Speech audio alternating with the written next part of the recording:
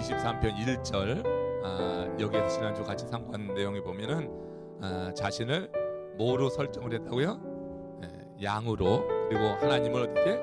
목자로 이렇게 설정을 했어요. 자, 하나님을 목자로 설정하고 자신을 양으로 말한다고 하는 것은 어떤 의미가 있다고 그랬어요? 양은 아주 무능한 그런 그 존재의 상징이에요. 그리고 목자는 전능하신 그런 이제 분으로 설정을 하는 거죠. 그러니까 하나님이 목자라고 하는 것과 자기가 양이라고 하는 것이 그렇게 관계 설정을 하고 그 가운데서 고백하기를 뭐라고 했냐면은 여호와 하나님이 나의 목자시니 내게 뭐가 부족함이 없으리로다, 이렇게 말씀했어요. 내게 부족함이 없다 하는 그 말씀이 참 이제 의미가 있는 그런 내용이었어요. 내게 부족함이 없다고 하는 것은 뭐 하나님 한 분이면 그야말로 다른 것이 전혀 없어도 나는 충분합니다, 이런 이제 신실한 고백이 되는 거예요. 그렇죠? 그래서 이제 1장 1절에 있는 내용만 놓고 보면은 하나님이 목자시고 그 목자가 알아서 내 삶을 채우시고 인도하시고 있기 때문에 나는 정말 아무것도 부족함이 없습니다, 이제 이런 고백을 했는데, 그 다음에 6절부터 2절부터 6절 사이에 보면은, 자, 다윗은 하나님 한 분으로 그냥 모든 것이 필요 없이 정말 난 부족함이 없다고 했음에도 하나님께서는 이제 이 다윗의 삶 속에 아주 구체적으로 그렇게 역사하시는 그 증거들을 보여주고 있어요. 그러니까 하나님 한 분이 정말 다윗의 삶을 어떻게 지도하시고 부족함 없이 하시는지 그 내용을 2절에서 6절 사이에 보게 되는데, 오늘은 이제 이 3절에 있는 말씀, 아름다운 시적인 언어로 이렇게 표현된 이 3절의 내용만 가지고 같이 오늘 좀 상고해 보고요. 이제 두 번 더 남았으니까 두 번에 걸쳐서 나머지 세 절을 공부하도록 합니다. 자, 오늘 이 3절 고백한 이 하나님이 행하신 일, 다윗이 하나님께서 자신의 인생에 부족함 없이 채우시는 과정에 그가 경험했던 일들, 자, 우리가 이 고백을 듣게 될 때 한번 같이 읽습니다. 시편 23편 2절 3절 시작. 그가 나를 푸른 풀밭에 누이시며 쉴만한 물가로 인도하시는도다.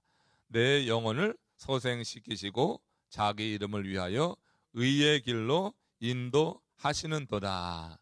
자, 지금 우리가 시편 23편 읽을 때는 다윗이 예전에 직업이 뭐였어요? 직업이라기보다 하던 일이 목자였죠? 목동이었죠? 그러니까 그 사실을 염두에 둬야지 돼.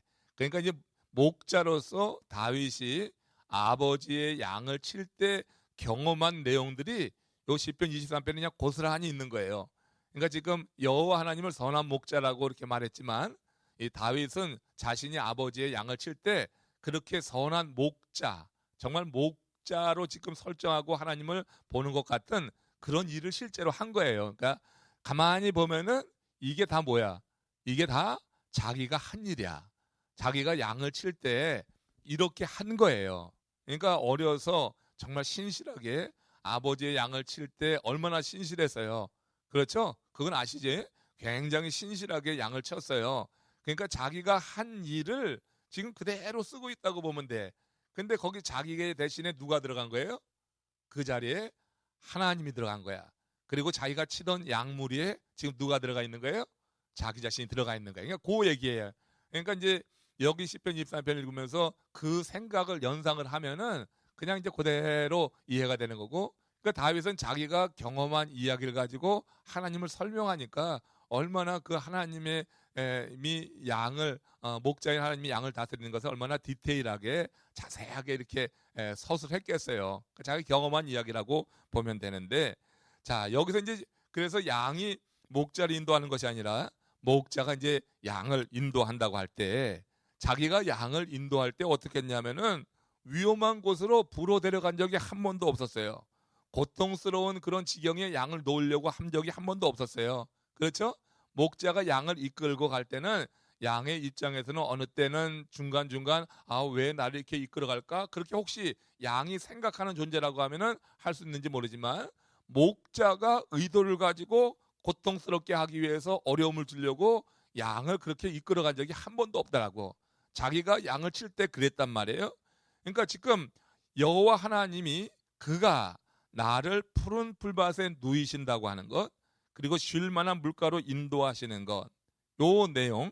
자, 여기서 보면은 이 목자 대신 하나님이 자기를 이끌어 갈 때 목자는 양의 그런 습성 그리고 체질적인 약함에 대해서 누구보다 잘 알아요. 다른 양이 아니라 자기가 치는 양이라고 하면은 더 자세히 알잖아요. 자기도 자기 아버지의 양을 칠 때 그걸 한두 해 친 게 아니라 오랜 동안 그 양을 잘 몰았기 때문에 양들의 습성을 정말 일일이 다 안단 말이에요.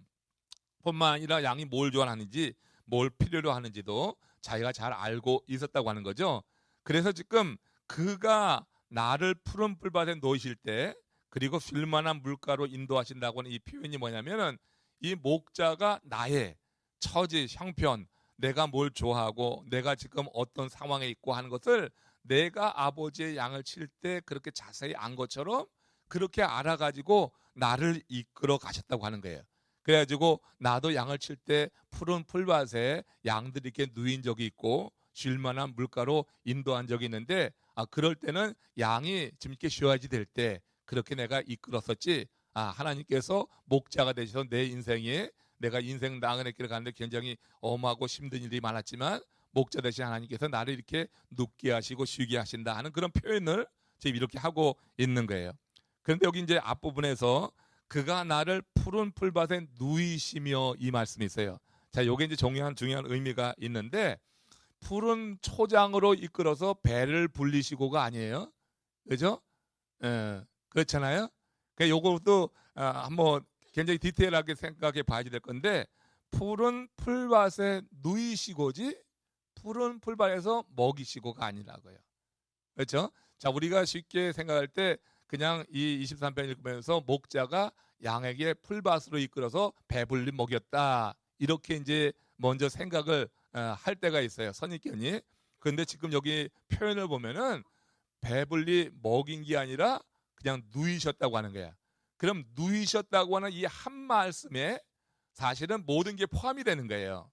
그러니까 먹이셨다고 하면은 먹는 것만 위해서 데려간 거게 되는데 근데 지금 목자가 양을 단순히 먹이는 정도가 아니라 이 양에게 더 필요한 것이 무엇인지 알아가지고 그렇게 양을 이끌어서 푸른 풀밭에 누이셨다고 하는 거예요.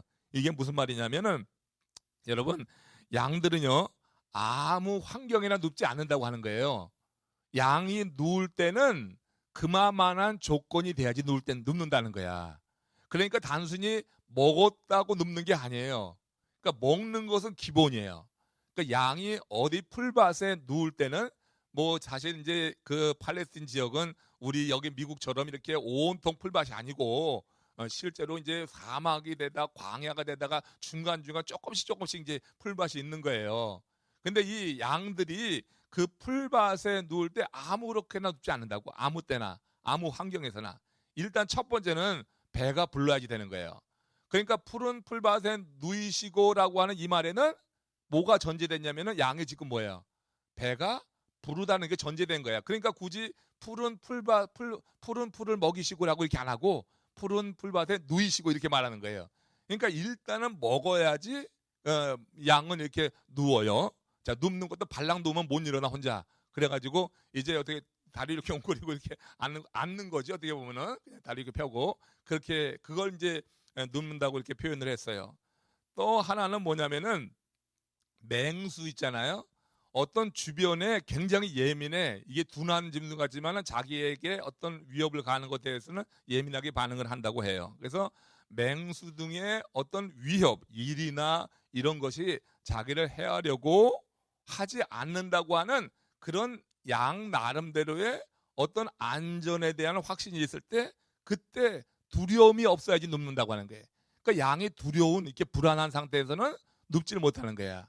그러니까 이렇게 이리가 다니고 막 이렇게 뭐 맹수가 다니는 그런 상황에서 마음이 불안하잖아요.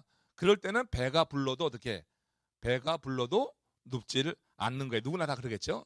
그리고 파리, 찐득이 이런 것이 그 몸에 달라붙어갖고 양이 털이 많으니까 그냥 닦지도 않고 오래 그래갖고 이 안에서 그냥 막 괴롭힐 때가 있어요. 그 양 목자들은 그 양 털리를 잘 관리해가지고 그 이 찐득이 그런 이제 그 파리가 달라붙지 않게 하는 그런 이제 조치가 있다고 하는 거예요.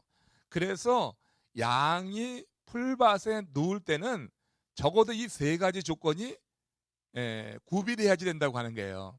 그러니까 먹는 것, 그리고 안전성, 그리고 어떻게 해요? 자기 몸에 괴롭게 하는 그와 같은 어떤 일이 없게 되는 것. 이런 환경에서 양이 풀밭에 누워서 편하게 있다고 하는 거예요.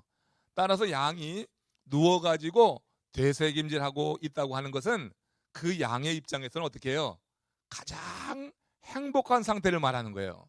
그러니까 지금 여기 그가 나를 푸른 풀밭에 누이셨다고 하는 이게 푸른 풀을 먹이시고가 아니라 그냥 누이셨다고 하는 이 한 단어가 지금 이 양으로서는 가장 적합한, 양이 정말 이제는 그냥 마음 턱 놓고 편하게 쉴 수 있는 그런 상황, 이거를 그가 목자 되신 하나님께서 양인 자기에게 그렇게 행하셨다고 하는 거예요. 근데 이 이야기가 어디서 나온 거예요? 자기 경험에서 나온 거죠. 자기가 아버지의 양을 칠 때 그 양들을 정말 잘 관리하고 양으로 하여금 최적의 상태에 있어서 그 젖을 내도 적시 맛있고 하잖아요. 그렇게 하기 위해서 양을 이렇게 잘 돌봤던 그런 일들을 연상하면서 지금 하나님께서 양된 나를 그렇게 이끌어서 푸른 풀밭에 누워주셨다. 여러분, 지금 이 시를 쓸 때 이 다윗의 상황이 어려워요, 쉬워요? 쉽지 않아요. 이 다윗의 상황은 지난 시간에도 말씀드렸지만은 사망의 음침한 골짜기를 지나고 있을 때요. 사실 이 시편 23편의 1절, 2절에 있는 내용을 보면은 굉장히 아주 평안하게 보이지만은 실제로는 다윗의 상황은 사망의 음침한 골짜기를 지날 때 이 시가 나온 거예요. 그리고 원수의 목전에 있을 때, 원수가 해하려고 하는 그런 상황에 있을 때 이 아름답고 평화로운 시가 나온 거란 말이에요. 예? 그러니까 이 다윗의 상황은 절대로 그렇게 편안하지가 않은데, 그런 편안하지 않은 상태에 그렇게 환경은 그렇지만 여호와 하나님만을 바라니까 그냥 그 하나님이 내 영혼을 그렇게 이끄셔서 내가 지금 푸른 풀밭에 누워있는 그런 양과 같은 심령이라고 하는 거예요. 그렇죠? 여러분, 예전에 평화라고 하는 그런 이제 주제로 이 사생대회가 있었어요. 네, 아이들 상대로. 근데 어떤 그림이 1등에 당선됐냐면은 아주 평화로운 그런 풍경을 그린 그림이 아니라 그냥 파도가 막 몰아치는 그런 바다 갯바위에, 거기에 그 바다새가 그 새를 놔가지고 둥지를 만들어 놨어요. 근데 그 둥지에서 잠자고 있는 어린 새, 그거를 그린 그림이 1등에 당선됐다고 하는 거예요. 여러분, 평화가 뭐냐고요? 평화가 모든 환경이 다 평화로울 때 평화는 뭐 누구나 다 누릴 수 있는 평화죠. 그런데 실제로 진짜 우리가 평화를 누린다고 하면은 전쟁터 같은 곳에서도 편안하게 이렇게 쉴 수 있고 편안한, 그걸 다 평화라고 말할 수 있지 않겠어요? 바람이 몰아치고 풍랑이 일어치는 그곳에서 어린 새는 누굴 믿기 때문에, 그냥 어미새만 그냥 믿기 때문에 어미새가 있다고 하는 그 사실 하나로 그 어린 새는 그냥 거기서 콜콜 잠을 자는 거예요. 그렇단 말이에요. 지금 여러분, 다윗이 하나님이 내게 부족함이 없다고 하는 말이 그냥 헛된 말이 아닌 것이, 그의 상황이 정말로 어려운데, 그의 상황은 진짜 이렇게 바람 불고 풍랑이는 그런 이제 큰 바다의 갯바위 같은 그런 상황에 있는데, 그런데 다윗은 하나님이 자기를 이끌어서 푸른 풀밭에 누이신 경험을 하는 거예요. 그 얼마나 아름다워요? 굉장히 여러분 부럽지 않아요? 여러분도 왜 우리 살면서 그렇게 막 그냥 풍랑 일고 막 그냥 어지러운 일들이 많이 있는데, 그럼에도 불구하고 내가 믿는 하나님께서 목자가 되셔가지고 나를 어떻게 푸른 풀밭에 누이신 것과 같은 그런 것은 내가 고백하는 거예요. 이건 신앙 고백이에요. 사람들이 볼 때 내 상황이 너무나 이렇게 어지럽고 힘들고 막 그럴 것 같은데, 실제로 여호와 하나님을 목자로 고백하는 사람은 그런 환경 가운데도 편안한 거예요. 누워 자고 일어났더니 천만인을 나를 해하려고 하지만 누워 자고 내가 일어났다고 그 찬양하는 시편 3편의 다윗의 고백도 있잖아요. 그러니까 아무리 황 주변이 뭐라 할지라도 여호와 하나님이 나의 목자가 될 때 내가 이렇게 그 선한 목자가 양을 풀밭에 누이는 것처럼 내가 그렇게 했었지. 내가 정말 그랬어. 그때 양들이 그 막 그냥 내가 이 양을 몰고 갔을 때 이 목자가 했던 다윗이 양을 몰고 갔을 때 맹수들이 막 오고 가는 그런 상황이었지만은 이 어떻게 다윗이 딱 지켜주니까 그래서 그 양들을 풀밭으로 몰러가서 먹이어주고 그리고 환경을 어떻게 위험해서 이렇게 안전하게 만들어주고 그 양들을 하나하나 이렇게 그 안에 있었던 그런 찐득이나 그런 모든 파괴가 달라붙지 못하게 그렇게 정리해주고 그랬더니 양들이 그렇게 아주 편안하게 그 풀밭에 누워 있었어. 그걸 연상한 거예요. 그걸. 그러니까 하나님이 나의 목자라고 할 때 그렇다. 그래서 여러분 단순히 사람이 배만 불러서 평화가 있고 행복한 게 아니에요. 그죠? 내 삶 속에 그냥 이렇게 여러 가지 어려운 일들 가운데서 하나님 날 지켜준다고 하는 믿음이 있을 때 그럴 때 우리는 이처럼 풀밭에 누워있는 양처럼 이와 같은 평화를 누릴 수가 있다. 선한 목자는 한마디로 말해서 양들이 최대한 행복한 상태를 유지할 수 있도록 그렇게 돕는 존재가 선한 목자. 이것이 지금 다윗은 그것이 여호와 하나님입니다. 이렇게 고백을 하고 있는 거예요. 요한복음 10장 10절에 보세요. 같이 읽어봅시다. 시작. 도둑이 오는 것은 도둑질하고 죽이고 멸망시키려는 것뿐이요 내가 온 것은 양으로 생명을 얻게 하고 더 풍성히 얻게 하려 하는 것이라. 단순히 배만 불리는 게 아니에요. 그러니까 좋은 목자는 양을 그냥 풀밭에 데려가면서 그냥 이렇게 풀만 뜯겨가지고 배만 불리는 게 아니야. 그 배만 불리는 일을 하는 것은 사꾼이에요. 그렇지만 좋은 목자, 선한 목자는 주변의 환경이 이 양들이 편안하게 있을 수 있도록 그 지켜내고 자기가 이렇게 힘써가지고 수고하고 양들을 이렇게 안전하게 하는 게 선한 목자라고 하는 거예요. 우리의 양이 내가 온 것은 도둑이 오는 것은 도둑질하는 거다. 멸망시키는 거다. 그러나 내가 온 것, 이 목자로서 내가 온 것은 양으로 생명을 얻게 하고 단순히 먹는 것뿐만이 아니라 그 모든 조건이 완비되어서 평안하고 행복한 상태를 유지하기 위해서 온다 하는 이런 고백을 지금 하고 있는 거예요. 지난번 판문점 군사 통제선을 넘어서 북한 병사가 어떻게 왔죠? 귀순이 왔죠? 그때 총을 몇 방 맞았죠? 여러 방 맞았어요. 총알을. 북한 군인이 쏜 총에 맞았는데 그걸 또 아주대학의 이국종 박사라는 분이 또 살려냈네요. 그죠? 예전에 아덴만 거기에서도 그 선장을 살려냈는데 이번에도 살려냈어요. 그래서 뭐 다 죽을 줄 알았는데 그 사람이 살아났는데 살아나서 의식을 쫙 찾으면서 첫 번째 먹고 싶은 음식으로 뭘 찾았다고 하는지 아세요? 뉴스 나와서 초코파이야. 초코파이. 아니 그렇게 죽다가 살아났는데 죽다가 살아난 사람이 초코파이를 먹고 싶다고 그랬대요. 음식이 그게 그 북한 사람들인데 그러니까 정말로 초코파이가 북한에 그렇게 인기가 있다고 그러는데 그 증명이 된 거야. 그 군인이 죽다가 살아나서 의식이 차였는데 먹고 싶은 게 초코파이니 이거 완전히 오리온 제가는 완전히 대박 난 거예요. 돈 들이지 않고 이런 선전이 어딨냐고 세상에. 그렇잖아요? 이런 선전이 어디 있어요? 그러니까 오리온 제가에서 그 사람에게 평생 무료 급식권, 무료 구입권을 줬다고 하는 거 아니에요? 이 사람 얼마나 행복할까요? 예? 그 사람 얼마나 행복할까? 그 사람 평생 초코파이 먹으면 행복할까요? 여러분 죽다 살아난 사람이 초코파이 그거 찾으니까 정말 초코파이만 있으면은 평생에 행복할 것 같은데 정말 여러분 실제로 그가 이제 이곳에 살면서 평생 언제나 원하면은 초코파이를 먹을 수 있다고 하면 그게 초코파이만 갖고 만족하겠냐고 도대체.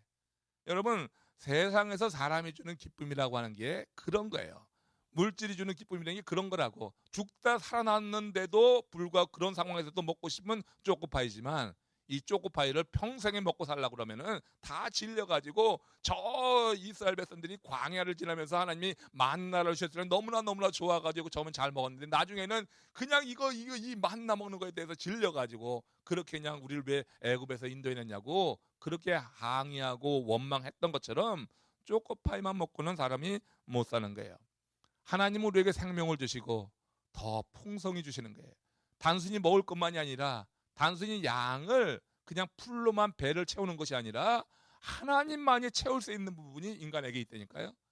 선한 목자로 우리가 믿고 그렇게 하나님을 따를 때 하나님만이 채워야지 우리가 만족하는 그런 부분들을 채워주시는 거예요. 그러니까 초코파이는 우리가 육적인 배, 창자만 채워. 그렇지만 이것도 계속 채우면 질려가지고 더 이상 먹고 싶지도 않아요. 돌아보고 싶지도 않아요.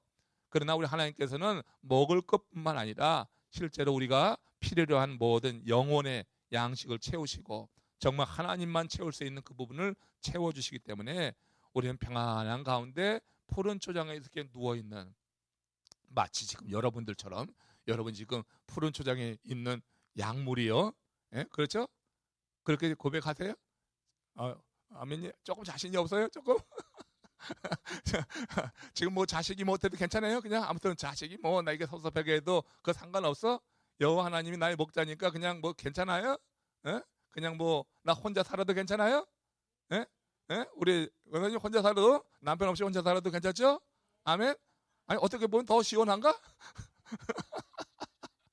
자, 아무튼 여호와 하나님이 나의 목자시니까 그냥 여러분 그냥 하나님 한 분 계셔서 좋다 말이야. 내가 그렇게 세상의 물질 같은 것도 채워서가 아니라 그냥 사람이 양이 풀만 먹어서 행복한 게 아니더라. 그 얘기를 지금 하는 거예요. 그러니까 목자가 양에게 부족함이 없게 하려고 할 때 그냥 풀만 줘가지고 너 이거 에따 먹어라, 그게 아니라고 하는 거예요. 정말 좋은 목자는 풀은 뭐 기본이고, 그리고 이렇게 안전하게 편하게 누워서 그렇게 쉴 수 있는 그런 공간도 마련해 주신다 하는 것을 우리가 생각해 봅니다. 자, 그 다음에 이제 다시 2절 3절 시편 2절 3절에 보면은 자 뭐라냐, 그가 나를 푸른 초장에 누이시고 그 다음에 뭐라 그랬어요? 쉴 만한 물가로 어떻게 인도하시는 듯다 그랬어요. 쉴 만한 물가로 인도하신다고. 이제 첫 번째 이제 푸른 밭에 놓이신 건 알았죠. 이제 굉장히 의미가 좀 깊었죠. 그냥 있는 거랑 틀려요. 그러니까 공부하러 나온 여러분들은 잘 하는 거야. 그러니까 이 푸른 풀밭에 누이신다고 그런 의미가 있는 거고, 그 다음에 쉴 만한 물가로 나를 인도하시는 듯다 그랬어요. 여기 쉴 만한 물가라고 하는 게 어떤 의미냐 그 얘기예요. 이 쉴 만한 물가라고 하는 것은 잔잔한 물가다. 그러니까 목자만이 알 수 있는 표현이에요. 이게 목자가 아니면은 이런 표현이 아니라 시냇물로 인도하시는도다 뭐 이렇게 말할 수도 있고 하는데, 그 쉴 만한 물가라고 하는 것은 잔잔한 물가라고 하는 거거든요. 왜 잔잔한 물가라고 했을까? 이건 목동만 아는 거야. 양들은 물이 흐르는 것을 두려워한다는 거예요. 겁이 많다고 그랬잖아요. 그러니까 물이 막 흘러가면은 그 물을 보고 마시는 게 아니라 두려워한다는 거예요. 그래가지고 양의 목을 이게 해갈시켜 줄 때 목자는 물이 막 흐르는 계곡이나 그런 어떤 이게 시내가 아니라 물이 좀 이렇게 고여 있는 잔잔한 호수 같은 그런 곳으로 이끌어야지 양이 놀라지 않는다고 하는 거예요. 그러니까 물을 하나 먹이는 것도 양의 습성을 잘 알기 때문에 그렇게 이제 양에게 편안하게 목을, 이제 풀을 먹고 뭐 했으니까 이제 목도 타니까 그 물을 마시게 할 때 이렇게 쉴 만한 물가로 인도하신다. 사실 이 양들은 새벽에 풀을 먹는데 풀에 달린 이슬만 먹어도 수분은 충분하다고 하지만 정말로 뜨겁고 힘들 때는 그렇게 이제 물가로 인도하게 되는데, 그렇게 양은 잔잔한 물가로 인도한다. 그 잔잔한 물이 없는 그런 상황, 그냥 이제 시냇물이 있는 상황이라고 하면 물이 급하게 내려오면은 양이 맛있을 만큼 큰 바위를 굴려다가 물기를 죽이고 나뭇가지를 갖다 대가지고 그 물 속도를 줄여가지고 이 양이 마실 수 있도록 물의 흐름을 원만하게 하는 게 선한 목자라고 하는 거예요. 예? 그러니까 이 목자는 양의 습성, 양의 그 사정을 다 알아가지고 이렇게 풀밭에 누이기도 하고 물가로 인도해서 그 양에게 물을 먹이기도 한다. 얼마나 그 선한 목자가 양에게는 그냥 얼마나 귀한 존재예요. 그야말로 절대적인 존재죠. 그런데 그것을 지금 다윗은 어떻게, 여호와 하나님이 바로 나에게 그런 분이었다. 내가 놀라지 않게 하나님께서 내 삶 속에 그렇게 이러저러 모습으로 배려하셔가지고 나를 지켜주셨다고 하는 그 고백을 지금 다윗이 하고 있는 거예요. 전부 자기의 경험이야. 이거는 자기의 경험을 자기가 예전에 목자였을 때 양을 치던 그 생각을 가지고 이렇게 경험을 시로 써낸 것이에요. 그러니까 이제 양이 이 다윗이 목자로 있을 때 그 생각을 하면은 이 말씀이 훨씬 더 잘 이해가 된다고 하는 것입니다. 여러분, 이렇게 목자는 양의 젖을 물론 내지만 그 양이 젖을 잘 내서 그 양이 건강해지는 거예요. 젖을 잘 내야지 양도 건강해지는 거거든요. 그 젖을 때에 따라 내게 하고 그래야지 양이 건강해지지. 뭐 이거 그렇지 않으면 안 돼요. 나쁜 풀을 먹여도 안 되고, 또 불 안에 있으면 젖이 또 좀 또 거기에도 해로운 게 좀 나오고 하잖아요. 그래서 이렇게 잘 그 양을 정말로 할 수 있는 한 평안하게 그 양의 심성을 배려해서 그렇게 이렇게 이끌어 간다고 하는 거. 그래가지고 목자는 이 양이 정말 잘 쉴 수 있도록 그렇게 배려하는 존재다. 양이 잘 쉬어야지 어떻게 해요? 그 몸에서 나는 젖도 좋으니까. 그리고 젖이 좋으면은 목자에게 도움도 되지만 젖을 제때 잘 이게 내주면은 양에게도 도움이 되는 거예요. 그렇죠? 그래가지고 쉼을 준다고 하는 거예요. 여기서 여러분 우리가 지금 생각해 볼 것이 뭐냐면 여호와 하나님이 우리에게 원하시는 것, 우리에게 주기 원하는 것도 그런 쉼이라고 하는 거예요. 그래서 마태복음 11장 28절에 있는 말씀 보면 여기 목자 대신 우리 하나님이 양에게 이렇게 쉴 만한 물가로 인도하신다고 하는 의미를 이제 이 예수님은 이렇게 설명한 것 같아요. 같이 읽어보세요. 시작. 수고하고 무거운 짐진 자들아 다 내게로 오라. 내가 너희를 쉬게 하리라. 우리 주님 품이 잔잔한 물가가 되는 거예요. 그렇죠? 우리에게 주님 앞에 나와서 주 안에서 주의 말씀 가운데 통치 가운데 있다고 하는 것이 잔잔한 물가에 있는 것과 같은 그런 삶이 될 거예요. 목자는 양을 잔잔한 물가로 인도해요. 목자 대신 우리 하나님은 우리를 잔잔한 곳으로 이끄시길 원해요. 우리가 경랑이 있는 세상의 그 죄 가운데, 죄의 파국 가운데 묻혀 살러 우리들이 이제 주님의 품 안으로 들어와서 그 모든 죄를 내려놓고 죄 때문에 그렇게 요동치는 마음, 죄로 말미암아서 발생하는 수없이 많은 세상의 문제들, 이런 것들로부터 어떻게 해요? 그 모든 것들 자유하고 잔잔하기를 원하는 거예요. 그래서 여러분 목자 대신 우리 예수님께서 수고하고 무거운 짐진 자들, 이건 뭐예요? 죄의 짐을 말하는 거, 죄의 짐. 세상에 가장 무거운 게 죄의 짐인데 이 수고하고 무거운 짐진 자들은 다 죄의 짐을 진 자들이에요. 이들을 다 청해가지고 내게로 오라. 내가 너희를 쉬게 하리라. 내가 잔잔한 물가가 될 것이다. 그래서 우리가 여러분 세상에 큰 죄가 있고 정말로 감당하기 어려운 일들이 있을 때 정말 믿음으로 우리가 주님을 만나고 주의 말씀이 우리 가운데 들어와서 내가 그 안에 그가 내 안에 있게 될 때 우리는 어떻게 해요? 심령에 뭘 느껴요? 평강을 느끼는 거예요. 그렇잖아요? 그럴 때 우리는 쉴 만한 물가에 있는 것과 같은 거예요. 그러니까 우리 하나님께서 하나님의 백성 양무리에게 주기 원하는 것이 쉼이라고 쉼. 쉼은 서로에게 좋은 거예요. 우리가 잘 쉬어야지, 영적으로 잘 쉬어야지 하나님의 일을 위해서 우리가 힘써 일하는 거예요. 양이 젖을 내듯이 우리가 어떤 열매를 맺고 뭔가 이렇게 아웃풋이 있는 그런 삶을 살 수가 있는 거예요. 사람이 쉬지 못하면요 굉장히 지쳐가지고 뭐 일을 해도 어떤 그런 결과가 좋지 않아요. 그렇죠? 그러니까 우리가 잘 쉬어야지 쉼 속에서 더 생산적인 일을 할 수가 있다고 하는 거예요.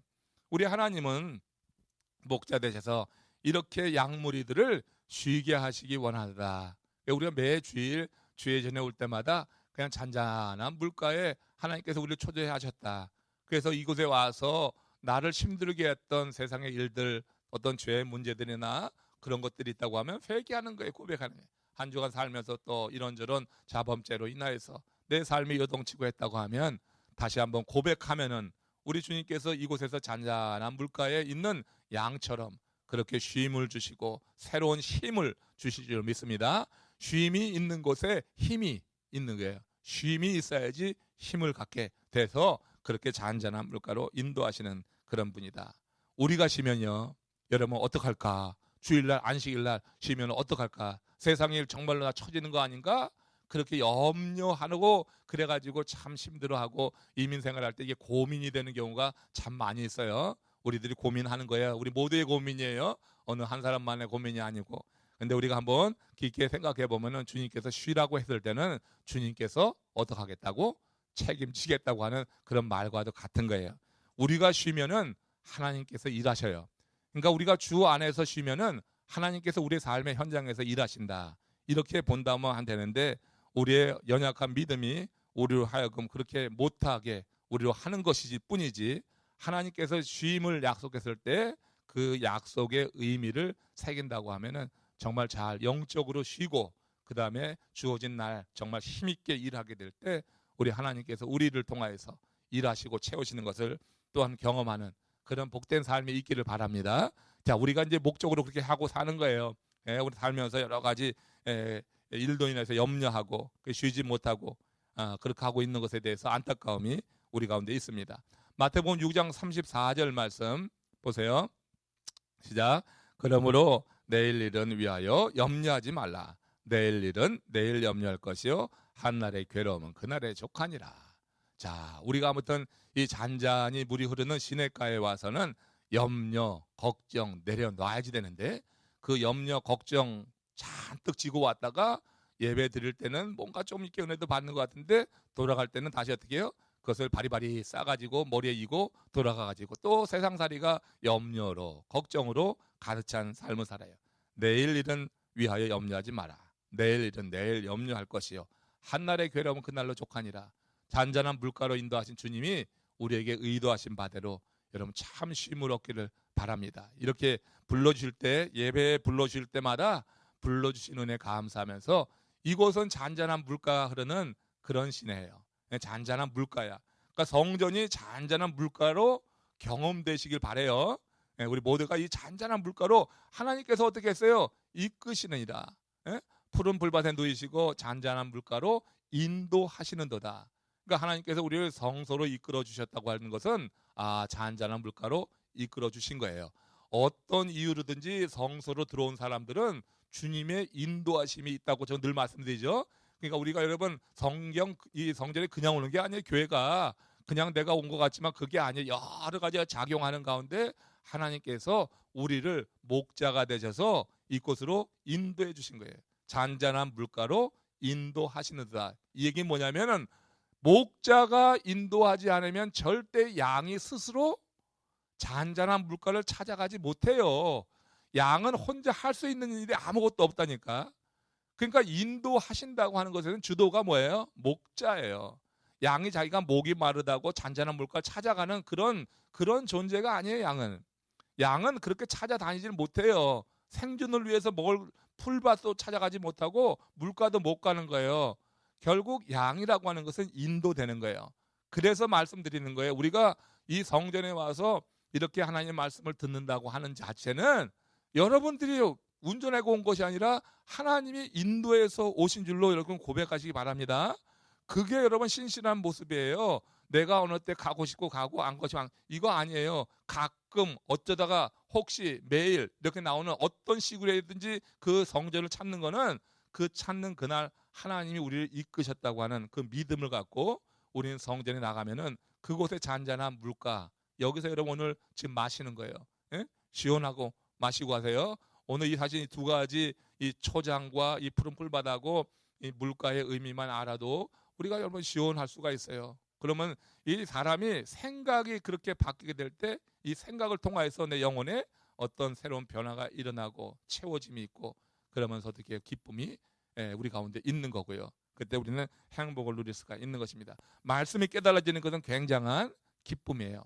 하나님의 말씀이 그냥 똑같이 읽어도 이제 여러분들이 이 부분 읽으면은 조금 새롭게 느껴질 거예요. 분명히 이제는 뭐 목자나 부족함이 없다는 거나 이렇게 초장, 푸른 풀밭, 쉴만한 물가 이런 의미가 여러분에게 새롭게 들려가지고 정말 이 교회라고 하는 것, 이 예배 처소라고 하는 것이 이런 의미가 있구나 할 때 여러분들이 이곳에 와서 정말 모든 수고하고 무거운 짐은 내려놓고 이건 뭐냐면 죄의 고백을 믿음으로 하는 거예요. 다 내게로 오라고 했으니까. 그리고 이곳에서 쉼을 얻는 것.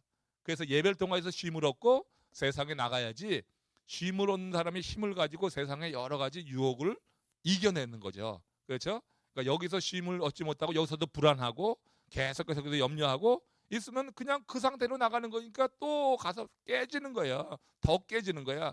그러니까 예배하고 더 깨지는 거야. 그러니까 아우 교회 가도 소용없다 말이야. 이런 얘기는 하는 거죠. 그렇죠? 이것에 와서 쉴 만한 물가가 되고 여기서 여러분들이 말씀으로 힘을 얻으면은 그러면 나가서 이기게 되는 거예요. 그러면 안 올 수가 없는 거야, 교회를. 빼먹을 수가 없는 거예요. 건너뛸 수가, 징검다리로 오는 사람도 있고 방학 시즌별로 오는 분도 있고 막 그런데 그렇게 할 수가 없어. 왜? 여기서 내가 잔잔한 물가의 경험이 있다고 하면은 그래서 말씀을 듣고 내가 그것이 힘이 된 경험이 있다고 하면 어떻게 그걸 그렇게 해요? 못해요, 그건. 그래서 우리가 목자 되신 여호와 하나님을 목자라고 했을 때 하나님이 풀밭에 누이시고 쉴 만한 물가를 이렇게 이끄시는구나. 그래. 그 하나님 앞에 내가 나가야지 하는 거예요. 자, 그 다음에 이제 보세요. 자, 하나님을 목자 삼으면 누구나 푸른 풀밭, 잔잔한 물가를 하나님은 인도하시는 거예요. 하나님이 그렇게 인도하시는 목자 돼서 인도하는. 근데 이 다윗이 자기 그 양무리를 칠 때 보니까 자기는 다 이렇게 푸른 풀밭으로 데리고 가서 누이고 싶고 또 이게 잔잔한 물가로 데리고 가는데 양무리가 많다 보니까 그 양무리 가운데 어떤 놈이 꼭 하나 튀는 놈들이 있잖아. 어디나, 그죠? 예, 어디나 꼭 하나 그런 게 있어요. 그래가지고 이거 한 마리가 이제 튀어져 나가가지고 그 양떼에게서 떨어졌는데 목자가 그걸 뭐 인식하지 못하고 앞에 양무리를 이끌어 가다가 놓칠 경우가 있어요. 예, 그런 경우가 지금 여기 표현되고 있는 거예요.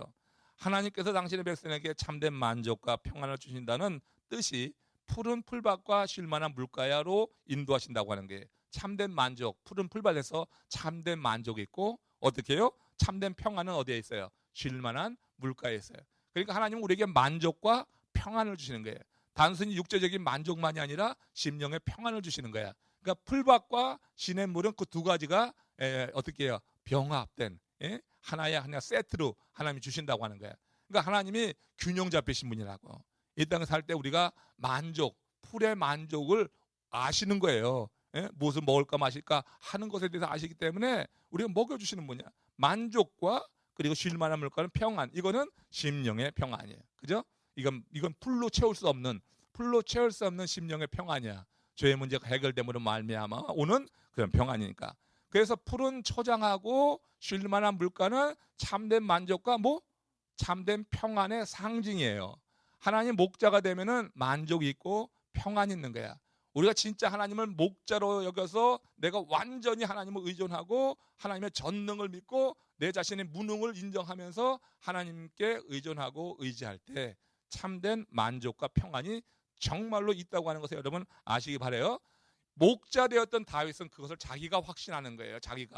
자기가 이 양들을 그렇게 만족하게 했고 그 양들을 그렇게 평안하게 이끌었던 자기 경험이 있기 때문에 하나님이 자기를 그렇게 이끄신다. 이런 고백이 있었단 말이에요. 그런데 그 다음에 이어지는 말이 뭐냐면 내 영혼을 소생시키시고, 이 얘기는 뭐냐면은 지금 여러분 하나님이 목자 되셔서 인도함을 받는 중에 넘어진 양, 자빠진 양 이걸 연상하게 하는 표현이에요.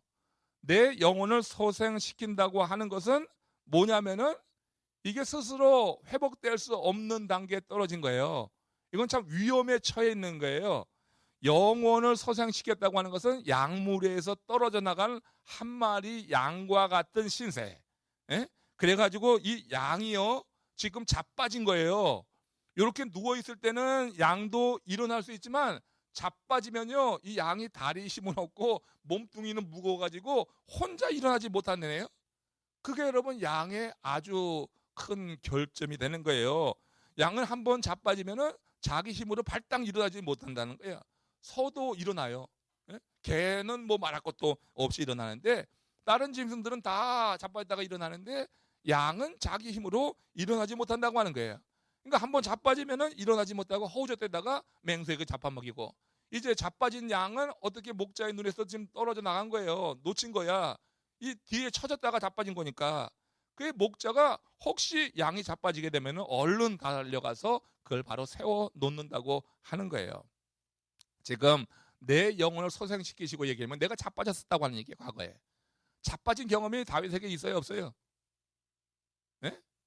대표적인 게 뭐였어요? 너무나 잘 알잖아. 그거는요 절대로 혼자 빠져나오지 못하는 일이에요.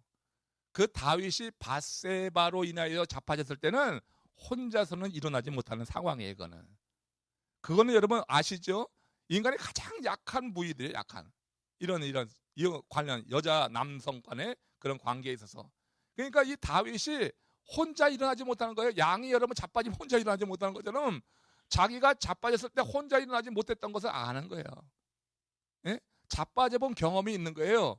그래가지고 내 영혼을 소생시키시고, 선한 목자는 나를 푸른 풀밭과 쉴만한 물가로 만족과 쉼도 있게 평안을 주시는데, 그런데 또 내 영혼을 소생시키시고 그 무리 가운데 계속 쫓아갔으면 좋았는데, 그만 이 다윗이 한번 실수한 적이 있어요. 그죠? 전쟁에 안 나가고 자기 육신의 생각대로 지붕을 거닐다가 그렇게 바스바 유혹에 넘어갔었어요. 그 약물이 목자가 이끄는 대로 안 가고 자기 생각대로, 자기 고집대로, 자기 판단대로 그냥 머물러 있었다가 거기서 어떻게 된 거야? 자빠진 거지.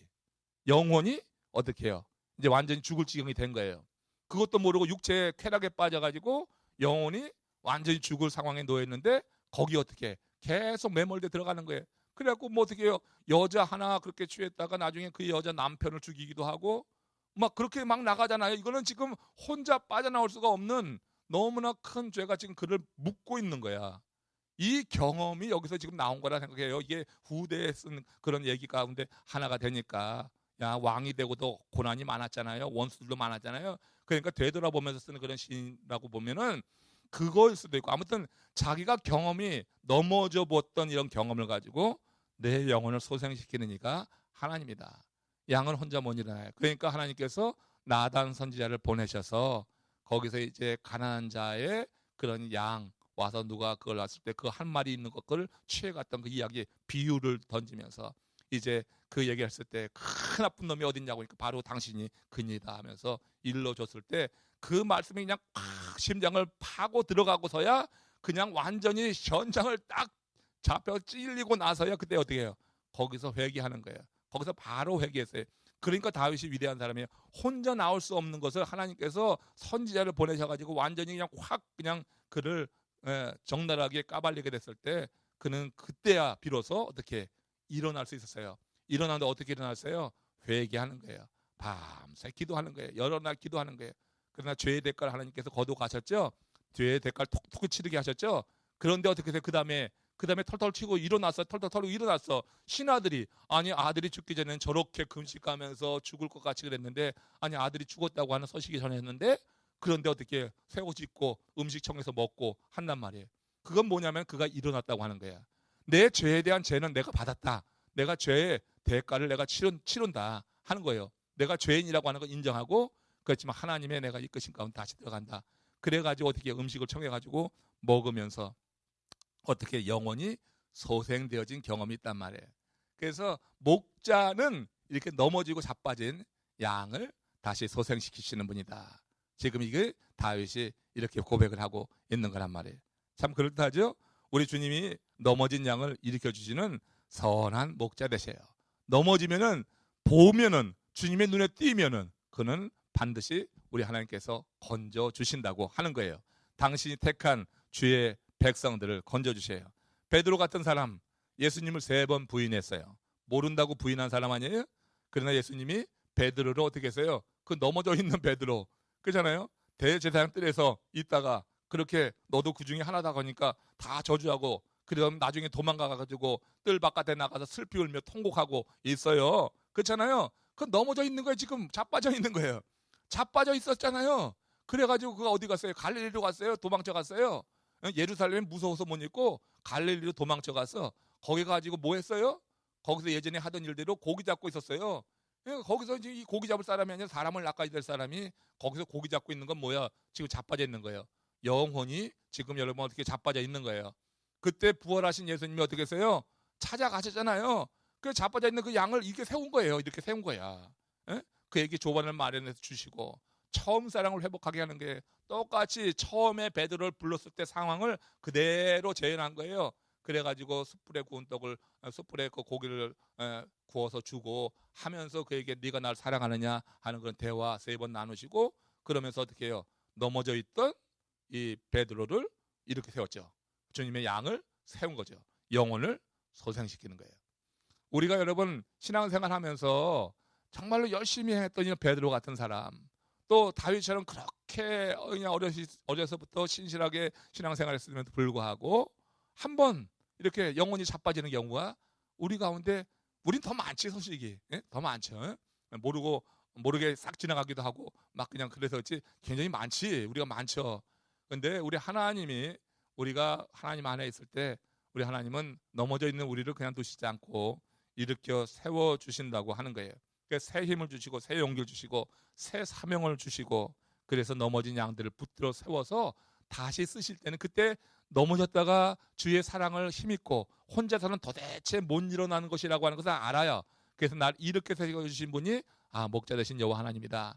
고백 속에서 그 다음에 일어날 때는 좀 더 성숙한 모습으로 그 다음에 더 힘차게 일하는 거예요. 바울도 그랬고 베드로도 그렇고 다 하나님이 쓰신 사람들 다 보세요. 한 번씩 넘어지잖아. 아브라함은 저 애국 갔다가 자기 와이프를 누이라고 속이고 넘어진 거 다 넘어졌잖아요. 그죠?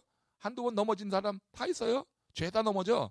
그런데 하나님이 택한 사람은 하나님께 넘어진 상태를 두지 않고 이렇게 세운 거예요. 이렇게 세워서는 더 힘있게 주의 일을 감당하게 그렇게 이끌어 나가시는 것을 봅니다.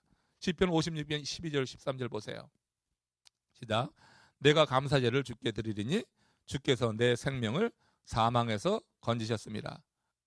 안 나왔어요? 시작. 주께서 나로 하나님 앞 생명의 빛에 다니게 하시려고 실족하지 아니하게 하지 아니하셨나이까. 날 건져주지 아니하셨나이까. 이런 고백이 되죠. 그러니까 감사제를 주께 드리리니 주께서 내 생명을 사망해서 내 영혼이 어떻게 죽을 지경에 있었는데 서생시켜 주셨습니다. 그래서 내 감사제를 드립니다는 그런 고백이 여기도 있는 거고요. 시편 100편 3절에 보면은 여호와가 우리 하나님이신 줄 너희는 알지어다. 그는 우리를 지으신 자시요 우리는 그의 것이니 그의 백성이에 그의 기르시는 양이로다. 이렇게 하나님이 목자고 자기가 양으로 설정된 사람들은 이처럼 이런 경험을 다 하는 거예요. 푸른 풀밭에 누이시는 하나님 참 좋으신 하나님이죠. 그리고 쉴 만한 물가로 이끌으셔서 평안을 주신 하나님. 그리고 우리가 실수할 때 우리가 평생 실수 없이 살면 얼마나 좋을까. 영적으로도 사람이 딜레마에 혹은 이렇게 어떤 갈등 가운데 빠지게 될 때 그럴 때는 우리 하나님께서 이렇게 세워주시는구나. 날 죽도록 내버려 두지 않고 내가 혼자 못 일어나는 거예요. 그거는 혼자 못 일어날 때는 하나님이 이렇게 세우신다. 그래서 내 영혼을 소생시키시고 그 다음에 다시 2절 3절로 가보세요. 마지막으로 하나 합시다. 2절 3절로 넘어가서 보면은 끝에 그의 이름을 외여. 보세요. 시편 23편 2절 3절 앞부분에 다 뭐라 그랬어요? 끝에 자기 이름을 위하여 의의 길로 인도하시는도다. 이 표현도 참 의미가 있습니다. 여러분, 선한 목자는요 양을 좋은 풀이 있는 곳으로 이끌어요. 그리고 누워주신다고 하는 것은 의미가 세 가지 의미가 있다고 그랬어요. 단지 배부르기는 아니라 그리고 쉴 만한 물가로 인도해요. 그러니까 선한 목자가 양을 이끌어가는 것은 양에게 좋은 거죠. 그럼에도 불구하고 양이 따라오지 않는 양이 있어요. 그러면 이 목자가 막대기를 들어가지고 양을 어떻게 후려치기도 하고 지팡이로 목을 걸어가지고 끌어내기도 하고 뭐 이렇게 하죠. 그죠? 그래서 선한 목자는 그냥 뒤처지는 거 처지는 거 있으면은 그거 다 때려서 걸어가지고 자기를 따라오도록 이끌어가는 거예요. 왜냐하면은 그 가는 곳이 뭐냐면 푸른 초장이고 그리고 쉴만한 물가기 때문에. 그런데 그렇게 하는 이유는 양을 위함이기도 하지만 그게 양을 위함이기도 하지만 목자의 체면 때문에도 그렇다는 거예요. 목자의 체면 때문에. 만약 그 양이 계속해서 삐뚤어지는 가다가 실족해서 죽으면은 그 사람들이 누구를 비난하냐면은 그 어리석은 양을 비난하는 게 아니라는 거예요. 양의 습성이 그런 걸 다 아니까 사람들이 그 지역 사람들은 그랬고 이 양을 바로 이끌지 못한 목자를 비난한다고 하는 거예요. 그래서 여러분 목자가 자기 이름 걸고 어떤 양을 칠 때 누군가 양을 칠 때 그때 자기 이름을 위해서 이 목자 아무개 목자가 치는 양무리들은 이렇게 잘 이끌어 맞아서 푸른 물가 누이고 쉴만한 물가로 이끌어가서 참 이게 살도 찌고 젖도 많이 낸다. 이런 명성, 그 명성이라고 하는 게 있다고 하는 거예요. 그 양을 이끌어가는 목자의 명성, 자기 이름을 위해서 한 마리라도 뒤처져 가지고 그렇게 죽고 나자빠지고 영혼이 상한 상태로 있게 두지 않는다고 하는 게. 그래서 이거예요. 영혼을 소생시키시고 이게 뭐냐? 영혼을 소생시키는 이유가 뭐냐? 자기 이름을 위하여 영혼을 소생시켜. 이거 소생시키지 않으면 이거 죽어. 자빠져 있는 상태로 두면은. 그러니까 자기 이름을 위해서 정말로 선한 목자는 이 명예를 갖고 사는데 자기가 치는 양무리에 대해서 정말 온전하게 지켰다고 하는 그 명예가 있는 건데 그래서 그 목자들이 자기 이름을 위해서 양무리를 칠 때 넘어진 양을 세우듯이 하나님께서는 내 영혼, 넘어져 있는 영혼을 소생시키시는데 자기 이름을 위하여, 하나님의 이름을 위하여, 우리가 하나님이 우리를 어떻게 치는 목자란 말이에요. 그러니까 하나님이 당신의 이름을 위해서, 당신이 이끌어가는 그 양무리 가운데 하나라도 이렇게 해를 당한다고만 하나님의 이름이 영광을 가리우는 것이 되니까 자기 이름을 위하여 어떻게 의의 길로 인도하신다. 이게 목자였던 다윗이 자기의 영혼을 하나님께서 지켜주실 것이라고 하는 확신을 가지고 하는 거야. 왜냐하면 목자였을 때 자기가 한 마리의 양도 처지지 않고 온전하게 하도록 자기가 사자의 입에서, 곰의 발톱에서 지켜냈잖아요. 막 그냥, 그렇잖아요. 그랬던 경험을 가지고 선한 목자는 그래, 그 목자의 이름을 위해서 양무리를 또 치기도 하지. 양 자체를 위해서만도 그렇지만 그러나 목자 자신의 명예를 위해서 그렇게 양을 쳤다고 하는 거예요. 그래서 지금 여기도 영혼을 이렇게 세우시는데 하나님이 자기 이름을 위해서 내 영혼이 파멸돼서 완전히 다시 옛 습성 안으로 들어가고 옛날 삶으로 돌아가는 것을 막기 위해서, 그런데 그것이 당신의 이름을 위해서 의의 길로 인도하시는다, 이렇게 말한 거예요. 한 예만 말씀드리고 마칠게요. 자, 모세 십계명 받으러 40주간 금식했죠. 시내산에 올라갔어요. 그 사이에 불안했던 그 백성들이 그 시내산 밑에서 뭐 했죠? 네, 뭐 만들었어요? 네, 금송아지 만들었어요. 아론에게 막 그냥 강요해갖고 금송아지 만들었어. 이 하나님께서 모세에게 백성들이 있는 곳으로 내려가라고 명했어요. 그래서 이 모세가 40일 동안 있으면서 돌판에다가 십계명 받아갖고 양석이 딱 끼고 내려왔는데, 이게 내려와서 산 밑에 보니까 아니 이게 아주 과관이 벌려진 거예요. 거기서 사람들이 금송아지 만들어 놓고 그 금송아지 섬기고 있는데 그걸 보는 순간에 아연실색, 그래갖고 십계명을 거기서 내쳤어요. 그래 깨졌잖아요. 깨졌어요. 첫 번째 받았던 십계명은 깨졌어요. 그 다시 올라가서 40일 동안 있으면서 두 번째 받아갖고 내려온 거죠. 그죠? 첫 번째 십계명을 이렇게 깨져버렸단 말이야. 그러니까 십계명을 깼을 때 그때 하나님께서 모세에게 하신 말씀 들어보세요. 출애굽기 32장 9절에서 10절. 시작. 내가 이 백성을 보니 목이 곧은 백성이로다. 그런즉 나대로 하게 하라. 내가 그들에게 진노하여 그들을 진멸하고 너로 큰 나라가 되게 하라. 그들은 진멸하겠다. 그러나 난 너로 큰 나라가 되게 하겠다. 그러니까 지금 하나님 모세는 어떻게 해요? 모세는 하나님께서 지키시고 모세에게 복을 주겠고, 저 금송아지 우상 숭배하는 저 인간들은 내가 다 그냥 어떻게 진멸해 버리겠다. 우상 숭배니까 분노하시는 거예요. 진노하시는. 그런데 모세가 그때 뭐라고 했어요? 모세가 하나님이 하신 이 말씀에 대해서 나만 잘 되면 됐죠 뭐 하고 싹 빠진 게 아니야. 나만 잘 되면 되지 뭐 저거 어떻게 되든. 그게 아닌 것이 뭐냐면 모세에게 양무리는 그 백성이야. 그러니까 그냥 둘 수가 없는 거예요. 그 영혼이 그냥 넘어진 상태로 둘 수가 없는 거야. 모세 입장도. 하나님의 입장에 보면은 하나님이 목자고 모세가 양이지만 모세 입장에서 보면 그게 양물이라고.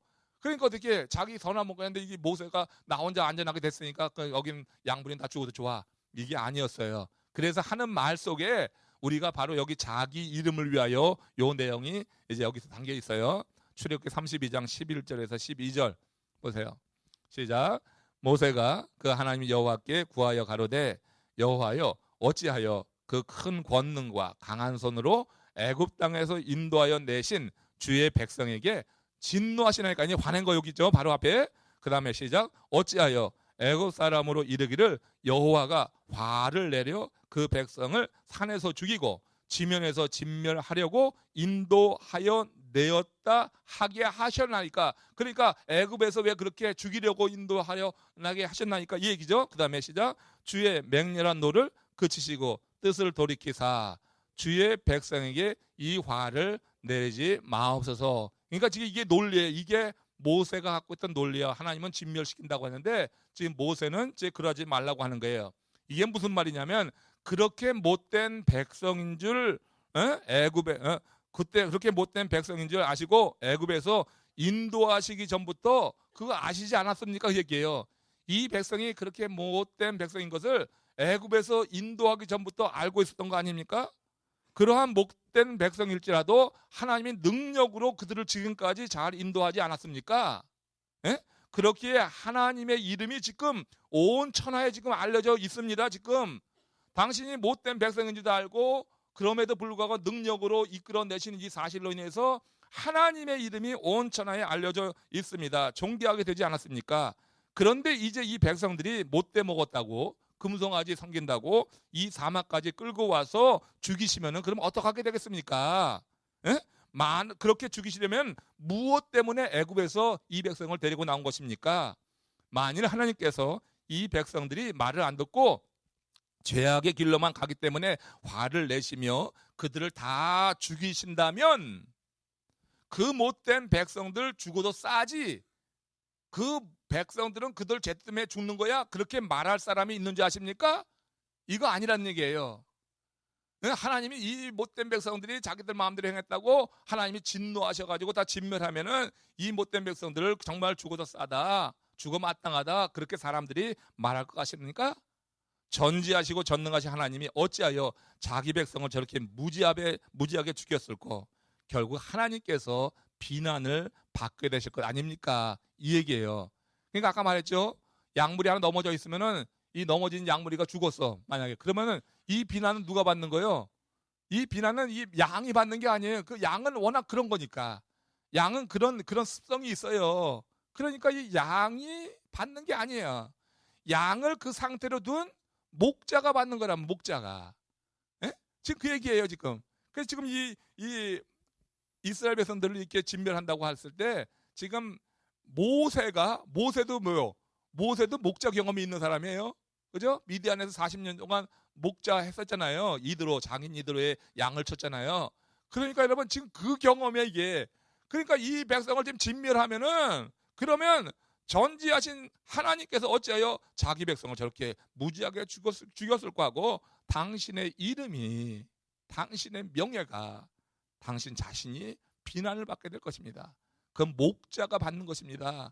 당신이 목자인데 어떻게 그렇게 할 수 있습니까? 하면서 그렇게 지금 하소연을 한 거예요. 나 혼자 안전하게 되고 나 혼자 나를 통해서 나를 만드신다니까 나는 축복받으니까 좋다, 이게 아니라 모세는 자기에게 맡긴 그 양무리를 향해서 자기가 목자된 심정을 가지고, 저들이 지금 영혼이 어떻게 돼요? 영혼이 지금 넘어져 있어. 금송아지 섬기면서. 그렇지만 그들을 어떻게 서생시키기 위해서 목자된 모세는 나름대로 하나님을 향하여서 이렇게 지금 간청하면서 결국 영혼을 서생시키는 그 일을 모세가 하고 있는 거죠. 지금 바로 그거예요. 그래서 영혼을 서생시키시고 자기 이름을 위하여, 목자는 자기 이름을 위하여 그렇게 의의 길로 영혼을 서생시킨 그 영혼을 파멸로 이끌지 않고 의의 길로 이끄시는도다. 이게 여러분 하나님을 목자로, 자기를 양으로 설정하고 자기 인생의 경험, 목자의 경험과 삶 속에서 실패한 경험, 이것까지 겹쳐가지고 같이 이런 아름다운 시가 나오게 된 거예요. 여호와는 나의 목자시니 부족함이 없으리로다. 그가 나를 푸른 풀밭에 누이시고 쉴 만한 물가로 인도하시는도다. 나의 영혼을 소생시키시고 자기 이름을 위하여 의의 길로 인도하신다. 여러분 하나님의 이 목자 되심의 이 큰 사랑이 이 겨울 정말 한 해가 마무리되는 이때 더욱더 여러분들에게 깊게 경험되시길 바랍니다. 우리 하나님이 이렇게 좋은 목자 되심을 찬양하시고 감사하시기 바랍니다. 다 기도합시다.